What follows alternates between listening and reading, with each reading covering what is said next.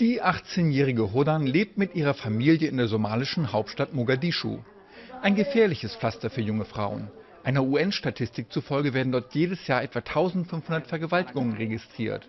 Ein Drittel der Opfer sind demnach jünger als 18. Hodan will sich wehren können. Sie lernt deshalb jetzt Taekwondo, eine koreanische Kampfsportart. Ich habe im vergangenen Jahr mit Taekwondo angefangen, weil es so viele Vergewaltigungen in der Stadt gibt. Ich will es lernen, damit ich mich vor sexuellen Übergriffen schützen kann. Die 2014 eröffnete Schule steht beiden Geschlechtern offen. Für Frauen sind die Selbstverteidigungskurse jedoch gratis.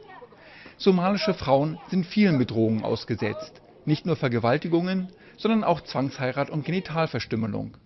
Viele sexuelle Übergriffe werden nicht bestraft. Frauen, die Gewalttaten anzeigen, müssen oft selbst mit Verfolgung rechnen. Taekwondo kann das zwar nicht verhindern, somalische Frauenrechtsaktivistinnen loben die Initiative dennoch.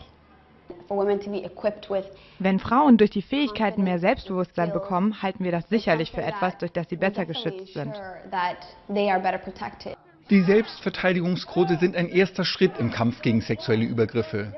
Damit sich Frauen wie Hodan aber wirklich sicher fühlen können, muss sich in Somalia noch vieles ändern.